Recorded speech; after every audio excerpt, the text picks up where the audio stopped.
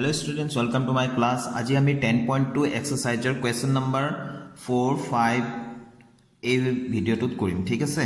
4 আৰু 5 টো। প্ৰথম 4 টো লৈছো, ইয়াত দেখি আছে স্ক্ৰীনত যে প্ৰমাণ কৰা যে বৃত্তৰ ব্যাসৰ মূৰত টনা স্পৰ্শকবোৰ সমান্তৰাল। ঠিক আছে, আমি ছবিটো প্ৰথমতে আঁকি লওঁ। তো স্টুডেন্টস প্ৰথমতে আমি চিত্ৰটো আঁকি ললো। ইয়াত দেখি আছা, ইয়াত লিখিছো ধৰা হল ও কেন্দ্ৰীয় বৃত্তত আমাক বৃত্ত এটাৰ কথা কৈছিলে, ব্যাস এটাৰ কথা কৈছিলে আৰু স্পৰ্শকবোৰৰ কথা কৈছিলে, নহয় জানো? সেইকাৰণে আমি কৈ ললো যে যিটো বৃত্তৰ কথা কৈছে সেইটো ধৰা হল ও কেন্দ্ৰীয় বৃত্তত এ বি এডাল ব্যাস বুলি ক'লে কেন্দ্ৰৰ মাজেদি যাবই লাগিব।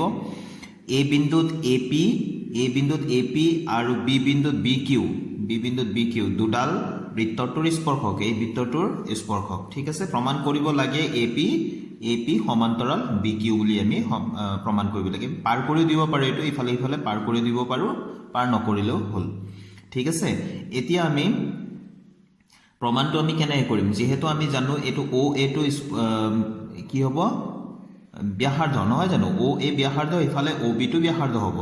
আমি জানো 10.1 উপপাদ্য মতে যে এডাল ব্যাসাৰ্ধ স্পৰ্শ বিন্দুত স্পৰ্শকৰ ওপৰত সদায় লম্ব, তাৰমানে এইটো ইয়াত 90 ডিগ্ৰী।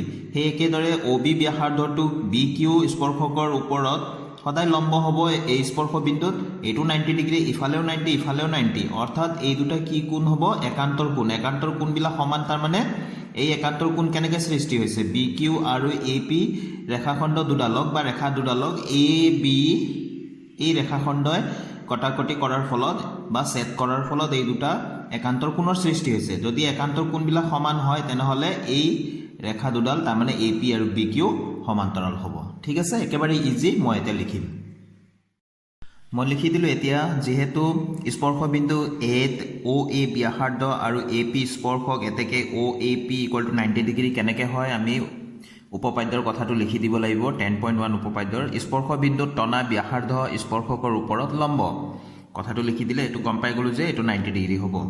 একেদৰে স্পৰ্শ বিন্দু বিত অ বি ব্যাসাৰ্ধ আৰু বি কিউ স্পৰ্শক, অ বি ব্যাসাৰ্ধ আৰু বি কিউ এডাল স্পৰ্শক, গতিকে O B Q equal to 90 degree. এইটো আৰু এই কথাখিনি ইয়াত লিখি থাকিব নালাগে, একেদৰে বুলি কৈছোঁ নহয়। গতিকে আমি লিখিম এতেকে দেখা গ'ল এইটো অ এ পি কোণ equal to O B Q কোণ, দুইটা সমান পালোঁ, নহয় জানো?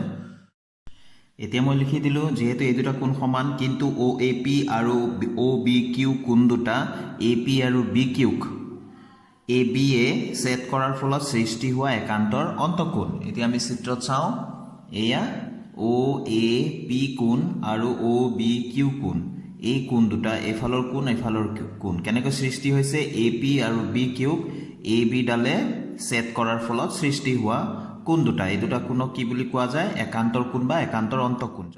এতেকে আমি লিখি দিম এ পি সমান্তৰাল বি কিউ। বাছ হৈ গ'ল, এইটোৱে আমি প্ৰমাণ কৰিব লগা আছিলে, গতিকে আমি ইয়াত প্ৰুফ বুলি লিখি দিম। ঠিক আছে, এতিয়া আমি ষ্টুডেণ্টছ অন্য এটা কুৱেশ্যন লৈছোঁ। ইয়াত দেখি আছোঁ যে কুৱেশ্যন নম্বৰ 5ত প্ৰমাণ কৰা যে বৃত্তৰ স্পৰ্শকৰ স্পৰ্শবিন্দুৰ টনা লম্বডাল কেন্দ্ৰৰ মাজেৰে যায়। তো অতি সহজ, এইটো আমি ফটাফট চিত্ৰটো আঁকি লওঁ আৰু বুজি লওঁ, তাৰপিছত আমি এইটো প্ৰমাণটো কৰিম। এতিয়া মই চিত্ৰটো আঁকি ল'লোঁ। ইয়াতে অ কেন্দ্ৰীয় এটা বৃত্ত আৰু পি কিউ এডাল স্পৰ্শ বিন্দু এত, এইটো আমাৰ বৃত্তটোৰ সৈতে ইয়াতে এই বিন্দুত লাগি আছে, গতিকে চুই আছে মানে এই বিন্দুত, গতিকে স্পৰ্শ বিন্দু এত পি কিউ এডাল স্পৰ্শক।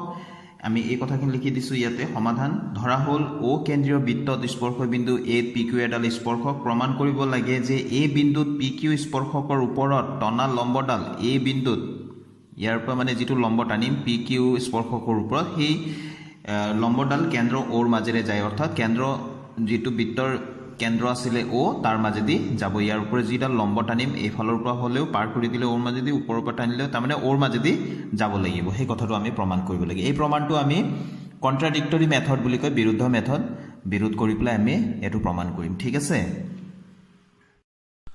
তো আমি এডাল ৰেখা লৈছোঁ এনেকৈ, যিটো কেন্দ্ৰৰ মাজেদি যোৱা নাই, এম এ। ঠিক আছে, ধৰা হ'ল আমি ইয়াত লিখিছোঁ যদি সম্ভৱ, ধৰা হ'ল এম এ লম্ব পি কিউ, এম এ লম্ব পি কিউ, য'ত এম এ কেন্দ্ৰ অ'ৰ মাজেৰে যোৱা নাই, আমি এই কথাটো লিখিম।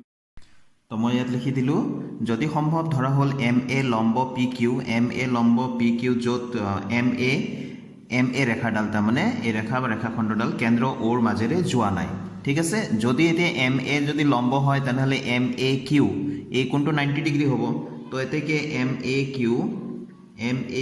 কোণ ইকুৱেলছ 90 ডিগ্ৰী হ'ব হয়নে এটো এক নম্বৰ সমীকৰণ বুলি দিলো কিয় 90 ডিগ্ৰী হ'ব যেহেতু MA টু PQ ৰ ওপৰত আমি লম্ব বুলি ধৰি লৈছো ঠিক আছে আকৌ স্পৰ্শ বিন্দু A ত PQ এডাল স্পৰ্শক আৰু OA হ'ল বৃত্তটোৰ ব্যাসাৰ্ধ OA টো আমি জয়েন কৰি দিও এটো বৃত্তটোৰ ব্যাসাৰ্ধ এতেকে কি হ'ব OA লম্ব PQ কিয় হ'ব যেহেতু স্পৰ্শ বিন্দুত টনা ব্যাসাৰ্ধ স্পৰ্শকৰ ওপৰত সদায় লম্ব আমি এটো প্ৰমাণিত নহয় জানো 10.1 উপপাদ্যমতে আমি পাইছো স্পৰ্শ বিন্দুত তো মই ইয়াত লিখি দিলো যেহেতু স্পৰ্শ বিন্দুত টনা ব্যাসাৰ্ধ স্পৰ্শকৰ ওপৰত লম্ব এতেকে এটো যদি লম্ব হয় একচুয়ালি এটো হ'ব 90 ডিগ্ৰী OAQ হ'ব OAQ এটো কোণ হ'ব 90 ডিগ্ৰী নহয় জানো তো এটো নম্বৰ দিলো 2 তো MAQ equal to 90 degree OAQ equal to 90 degree অৰ্থাৎ দুইটাই যদি 90 ডিগ্ৰী হয় আমি লিখিব পাৰো 1 আৰু 2 ৰ পৰা এটো আমি লিখিলো 1,2 ইমপ্লাইজ ৰিপ্লাই 1 আৰু 2 ৰ পৰা আমি কি পালো OAQ এটো কোণ সমান এটো কোণ MAQ দুইটাই 90 ডিগ্ৰী নহয় জানো কিন্তু এটো তেতিয়াহে সম্ভৱ হ'ব যদিহে এটো AM আৰু OA ৰেখাডাল একেলগে মিলিত হৈ থাকিব নহয় জানো তো মই লিখি দিলো কিন্তু এটো সম্ভৱ যদিহে OA আৰু MA মিলি যোৱা হয় তাৰ মানে OA আৰু MA একেলগে মিলি থকা হয় হয়নে তো এতেকে PQ স্পৰ্শকৰ ওপৰত যিডাল লম্ব টনা হ'ব হেতু কেন্দ্ৰ ওৰ মাজেৰে যাব হেতু কথাটোৱে এতিয়া লিখি দিম তো শেষত লিখি দিলো এতেকে PQ স্পৰ্শকৰ স্পৰ্শ বিন্দু A টনা MA লম্বডাল কেন্দ্ৰ ওৰ মাজেৰে যায় বা যাব এইখিনি আমাক প্ৰমাণ কৰিব লগা আছিল শেষত তোমালোকে মোৰ ঠাই নাই ইয়াতে প্ৰুভড বুলি লিখি দিবা ঠিক আছে তো আজি ভিডিওটো ইয়াতে সামৰিছো ষ্টুডেন্টস আশা কৰো তোমালোকে আজি যি দুটা মই ভিডিওত কৰালো এই দুটা ভালকে বুজি পাইছা তোমালোকে প্ৰেক্টিছ কৰি যাবা যিমান প্ৰেক্টিছ কৰিবা সিমানে তোমালোকে মেথছত পাৰ্গত হ'বা thank you students keep watching my channel